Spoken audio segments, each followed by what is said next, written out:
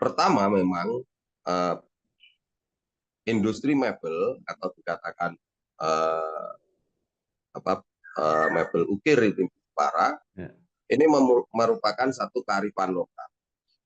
Ada memang bisnis harus berjalan, industrinya harus dikembangkan, tapi ini sesuatu juga khasan lokal Kabupaten Jepara yang tidak hanya diakui secara lokal tapi juga diakui secara nasional dan internasional. Nah, ini harus dipertahankan. Nah, bagaimana mempertahankan itu? Nah, ini langkah-langkah ini yang mesti nantinya juga salah satu yang harus menjadi pekerjaan rumah yang harus diselesaikan oleh pemimpin Jepara yang akan datang. Industri mebel ini merupakan satu juga bagian dari budaya, kearifan lokal daerah. Kan? Tinggal bagaimana nantinya mindset bisnis ini harus dikembangkan.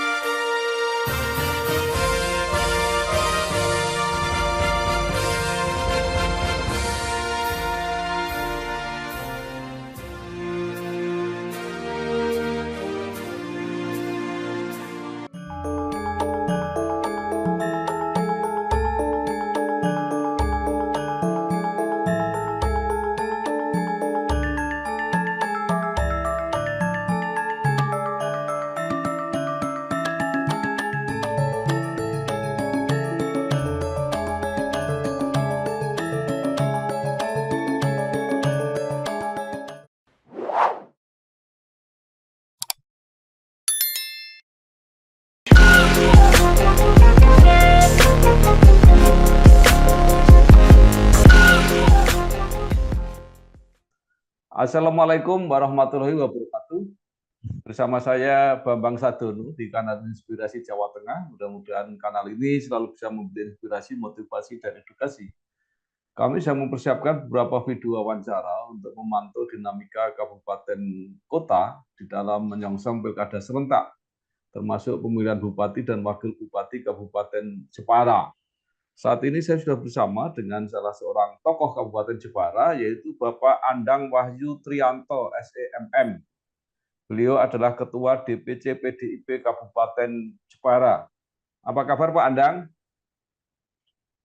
Baik, Pak Bambang. Selamat pagi. Pagi. Pak Andang ini lahir di Semarang 15 Maret 1969, menyelesaikan S1 di Undip, S2 di SDIE Mitra Indonesia Yogyakarta, cukup lama menjalankan bisnis mebel, pernah menjadi Ketua Asosiasi Mebel dan Kerajinan Rotan Indonesia, pernah menjadi Ketua Umum Kadin Jepara, juga berkarir di bidang politik, bergabung dengan PDIP, saat ini menjadi Ketua DPC PDIP Jepara. Nah, supaya mungkin kalau ada yang terlewat, bisa diceritakan sendiri oleh Pak Andang, sejak awal berkarir sampai saat ini, baik sebagai anggota DPRD Provinsi Jawa Tengah maupun sebagai Ketua DPC PDIP Kabupaten Jepara. Silakan, Pak. Ya, terima kasih Pak Bambang. Nah, sekarang kebetulan untuk pendidikan ini masih mencoba untuk terus belajar sekolah ini. Ya. Mengambil masih menjadi mahasiswa S3 di Fakultas Ekonomi Bisnis Universitas Diponegoro. Luar biasa. Ya, semoga bisa segera diselesaikan karena ini lebih dari 1 tahun ini sudah vakum karena ada persiapan untuk pemilu legislatif terutama. Sudah selesai alhamdulillah. Dan untuk 2024-2029 alhamdulillah bisa ikut terpilih lagi. Ya. Saat sekarang ini untuk di Kamar Dagang dan Industri masih menjabat, di samping juga di kegiatan-kegiatan olahraga, masih aktif juga di kegiatan-kegiatan di bidang olahraga, khususnya di masih menjadi ketua PT MSI tenis meja di Kabupaten Jepara dan membina cabang olahraga triathlon di Kabupaten Jepara. Di samping kegiatan yang lainnya juga masih menjadi pembina di Persatuan Pedalangan di Pepadi Kabupaten Jepara. Baik, lengkap sekali Pak Andang. Kalau nggak salah jadi kopi lah Pak. Oh iya, di Jawa Tengah kebetulan saat sekarang ini menjabat Ketua Dewan Koperasi Indonesia Wilayah Provinsi Jawa Tengah. Ya, ini juga bukan instan karena kebetulan waktu masih menjadi mahasiswa di Universitas Diponegoro sempat menjadi ketua koperasi mahasiswa Universitas Diponegoro. Ya. Baik, mungkin itu zaman Pak Surata lah Pak. Zamannya Pak Suratal. Rektornya Prof. Mulyono, lanjut ke Prof. Muladi waktu itu. Iya, baik.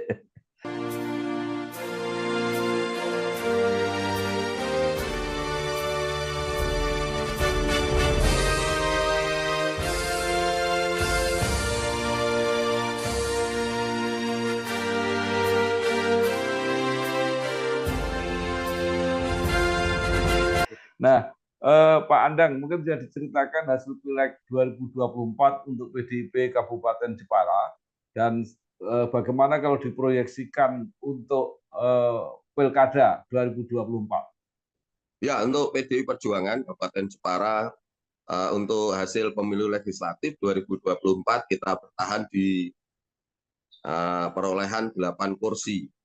Ya. Ini menjadi runner up atau kursi terbanyak kedua setelah partai P3.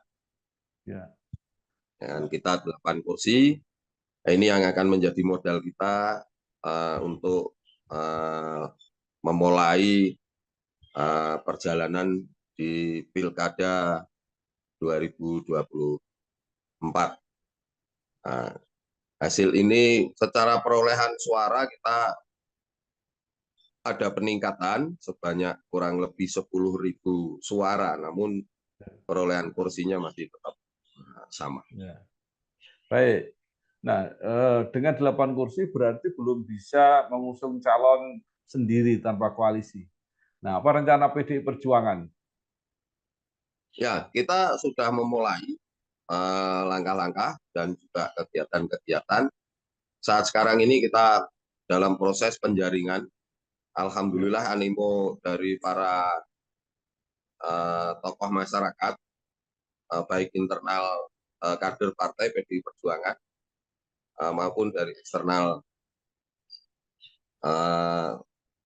simpatisan dan juga para tokoh masyarakat yang hendak mencoba untuk berkontestasi di Pilkada Kabupaten Jepara. Untuk calon bupati kira-kira yang sekarang ini sudah menyatakan mengambil formulir pendaftaran dan juga ada beberapa yang sudah mengkonfirmasi untuk mengambil formulir untuk berkoordinasi dan mendaftar di lewat PDI Perjuangan lebih dari 10 orang. Demikian juga untuk calon wakil bupati.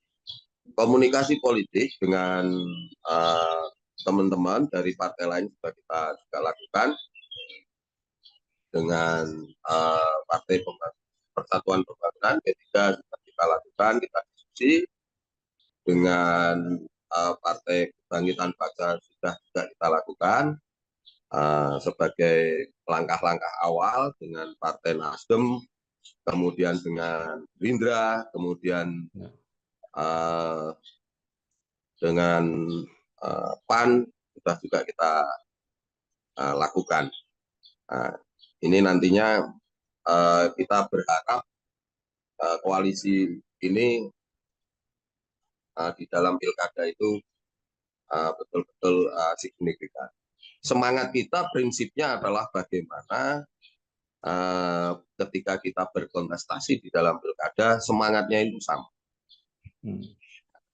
Ini kita sedang brainstorming, menyiapkan pikiran dulu, Pak Bambang. Ya, baik. Nah, sudah ada sekitar 10 figur tokoh yang mengikuti penjaringan di PDIP. Bisa disebutkan, Pak, nama-nama yang mungkin cukup populer di Jepara? Nama-nama yang sudah masuk, yang mungkin juga sudah familiar di Kabupaten Jepara, itu ada Ketua PKB Gusnung sudah juga formulir, kemudian Bu Hindun, istri dari Gusnung, kemudian ada Mas Witiarso, kemudian ada Pak Kiai Mudofar, siapa itu, saya lupa nama lengkapnya.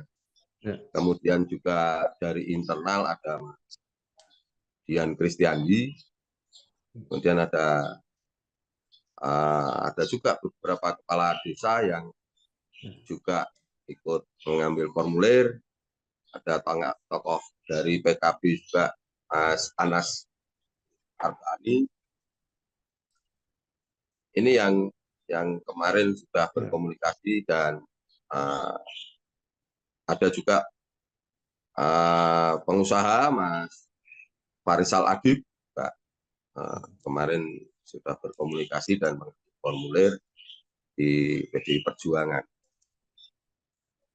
Ada nama-nama yang lainnya yang sudah terkonfirmasi tapi baru menjadwalkan. Ini kita masih berkomunikasi terus dengan beberapa nama yang masuk. Ada Mas Witiarso Utomo, saya juga. Ini sudah mengambil dan sudah mengembalikan formulir ke PDI Perjuangan. Baik, bagaimana dengan Pak Andang sendiri? Ya, prinsip sebagai kader partai yang sekarang ini kita juga ditugaskan untuk memimpin PDI Perjuangan di Kabupaten Jepara. Kalau ditugaskan oleh partai dengan dalam penugasan apapun, baik sekarang ini menjadi ketua DPC PDI Perjuangan, dan kita juga ditugaskan di fraksi PDI Perjuangan di Provinsi Jawa Tengah. Perintah partai, apabila kita sudah perintah oleh partai, kita siap. Dan kita selalu mempersiapkan diri untuk tugas apapun dari partai PDI Perjuangan.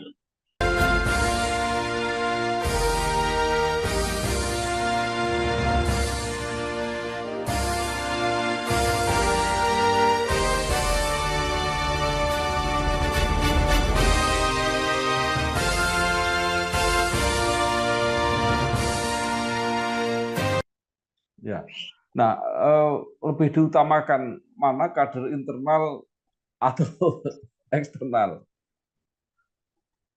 PDI Perjuangan selalu kita akan bicara mengenai kualitas dari pimpinan, di mana ada penilaian-penilaian nanti dari PDI Perjuangan yang akan ditentukan oleh pimpinan partai. Tentunya para tokoh yang syarat prinsip sesuai dengan formulir ini sudah mendaftar dan itu sudah memenuhi syarat, kita akan ajukan ke Dewan Pimpinan Daerah dan Dewan Pimpinan Pusat Partai. Dan penilaian-penilaian dari PDI Perjuangan ini yang nanti akan menentukan siapa tokoh yang nantinya akan kita usung. Tentunya ketika bicara mengenai kader internal, ini juga menjadi penilaian khusus dari PDI Perjuangan. Karena tentunya yang bersangkutan sudah mempunyai sejarah panjang, bagaimana yang bersangkutan ini sudah tingkat pengabdian dan pengorbanannya untuk partai PDI Perjuangan tentunya, Pak.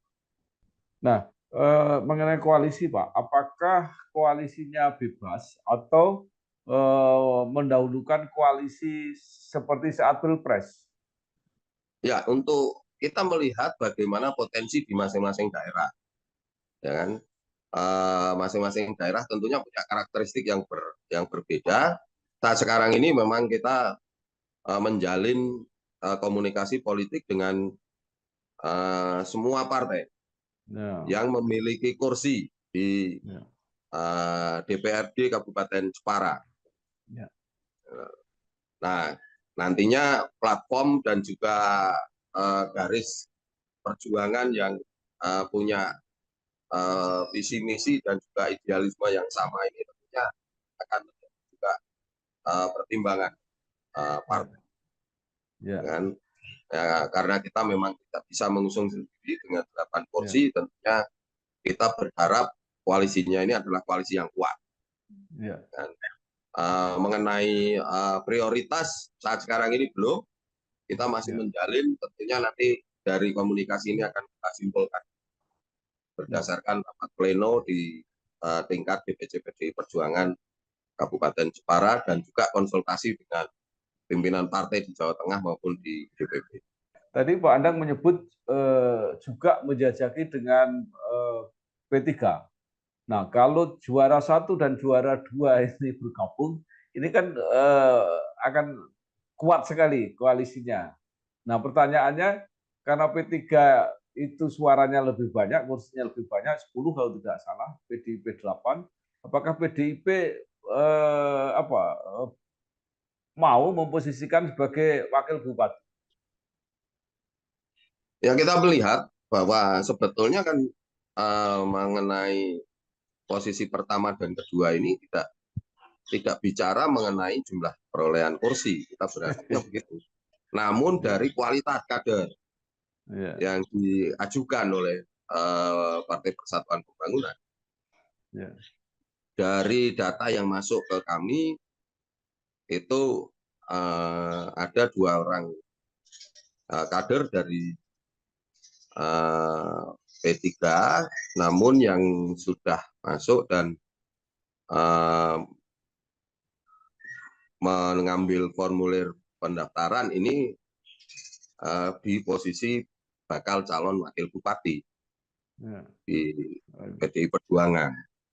Nah, kita berharapnya kita akan melihat potensi dari ketokohan yang masing-masing bersangkutan diajukan, apakah kita di posisi pertama atau di posisi yang kedua.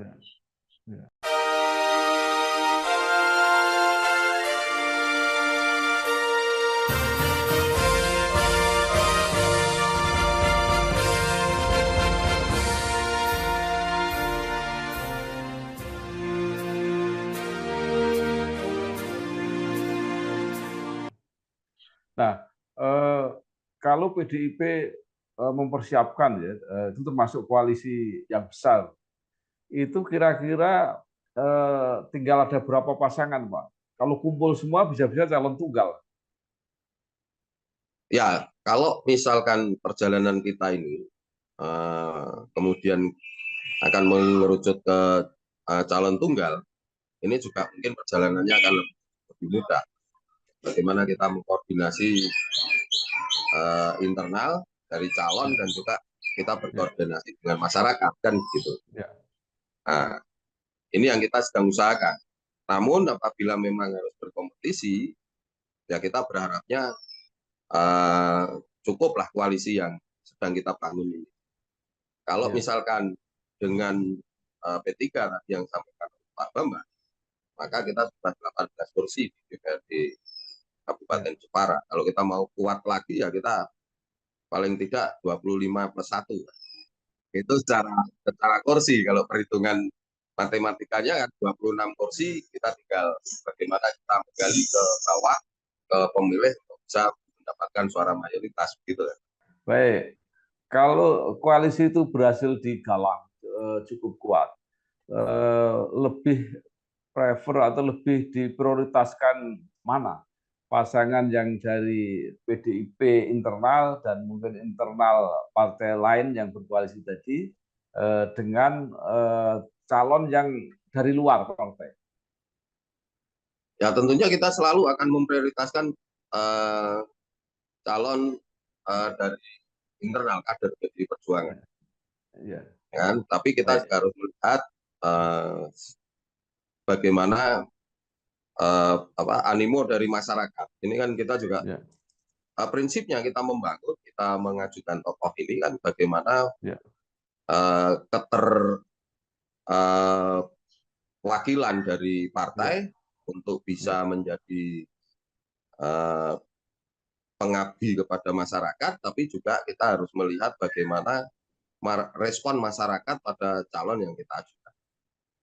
Karena nantinya kerjasama ini kan kalau sudah kemudian menjadi ini kan antara mereka yang saling berkomunikasi dan berkolaborasi untuk pembangunan Jepara ini.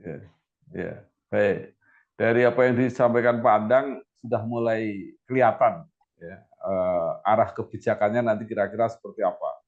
Tapi itu tadi kan semua nanti diabdikan untuk menyelesaikan persoalan Jepara. Nah, pertanyaan saya begini, Bapak pernah aktif di bisnis mebel. Nah, banyak yang mengatakan bahwa bisnis mebel di Jepara ini sedang menurun. Apa yang menurut Bapak perlu dilakukan? Iya, saat sekarang ini Pak Bambang, saya juga masih aktif. Jadi bukan mantan gitu, bukan mantan pengusaha mebel, tapi saya masih ada di situ. Bisnis masih alhamdulillah masih berjalan, meskipun memang tantangannya semakin berat, namun alhamdulillah masih berjalan lancar, masih ada di 3 tempat, 3 lokasi pabrik saya di Jepara. Pertama memang industri mebel atau dikatakan mebel ukir di Jepara ini merupakan satu kearifan lokal. Ada memang bisnis harus berjalan, industrinya harus dikembangkan, tapi ini sesuatu juga khasan lokal Kabupaten Jepara yang tidak hanya diakui secara lokal, tapi juga diakui secara nasional dan internasional. Nah, ini harus dipertahankan. Nah, bagaimana mempertahankan itu? Nah, ini langkah-langkah ini yang mesti nantinya juga salah satu yang harus menjadi pekerjaan rumah yang harus diselesaikan oleh pemimpin Jepara yang akan datang. Industri mebel ini merupakan satu juga bagian dari budaya, kearifan lokal daerah. Kan? Tinggal bagaimana nantinya mindset bisnis ini harus dikembangkan. Tidak hanya sebagai satu kegiatan masyarakat, tapi juga bagaimana kegiatan ini bisa menghasilkan, bisa menjadi daya ungkit dan juga daya dorong perekonomian di Kabupaten Jepara. Nah, langkah ini tetap harus selalu dilakukan. Prioritas di dalam pembangunan di sektor perekonomian dan juga bagaimana meningkatkan sumber daya manusia di Jepara untuk istilahnya mindset bisnisnya ini mesti harus ditingkatkan. Ini menjadi PR tersendiri. Kita berharap ini menjadi satu hal yang sangat serius untuk segera diselesaikan.